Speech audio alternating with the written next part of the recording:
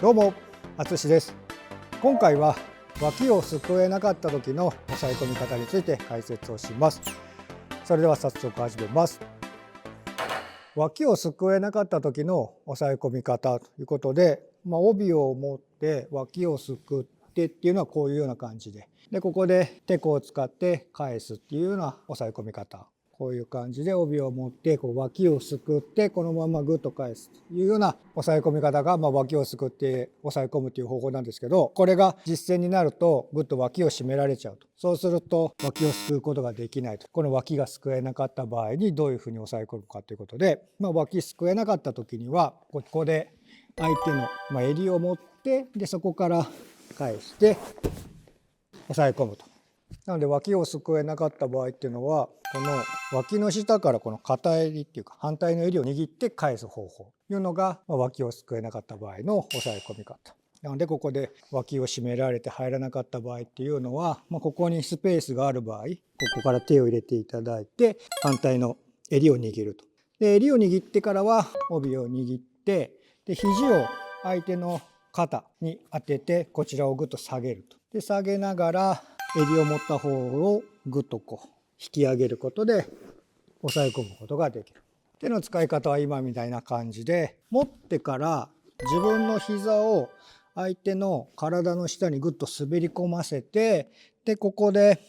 足を踏ん張りながら下に入れた足をぐっと下から足を突き上げるようにする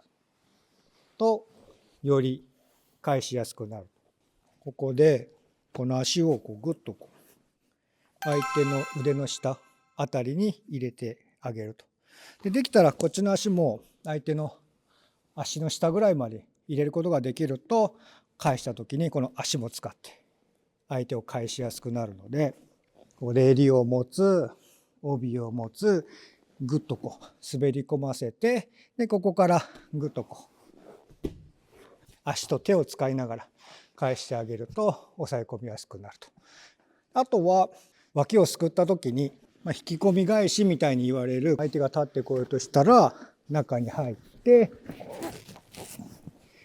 後ろに回って押さえ込むという方法も襟を持ってもやることができる。このまま返そうとした時に相手が立ち上がってきた場合っていうのは、相手の下に入り込んで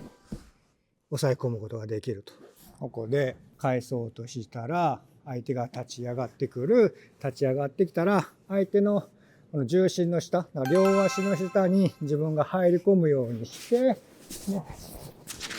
両足を使いながら肩っていうか首を抜くような工程をしてあげると押さえ込むことができると。あとは返そうとした時に手がグッと出る時もあると思うんだけど、この手が横に出て返せない時はそれこそグッと肩を押してあげて、で真横じゃなくてこの力の方向が斜め、この手と顔の間、そこに力を入れてあげると、真横に返すのはこの手でつっかえ棒ができちゃうんですけども、斜め上方向にグッと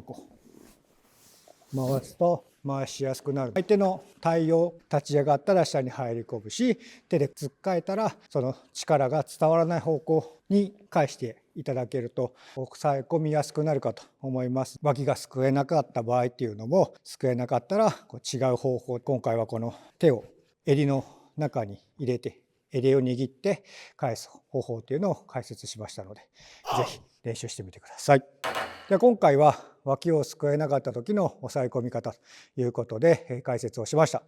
今回の動画が参考になったという方はチャンネル登録、高評価、コメントなどしていただけると嬉しいです。よろしくお願いします。それでは次の動画で会いましょう。ありがとうございました。あとはこのもうちょいこっち見えてる？見にくい？大丈夫そう？あとはこっちの方、こっちの方がいいのか。こういう感じの脇を返し、脇をすくった時に手で突っかえたら押さえ込みやすくなるかと。動画を最後まで見ていただきありがとうございました。チャンネル登録お願いします。それでは次の動画で会いましょう。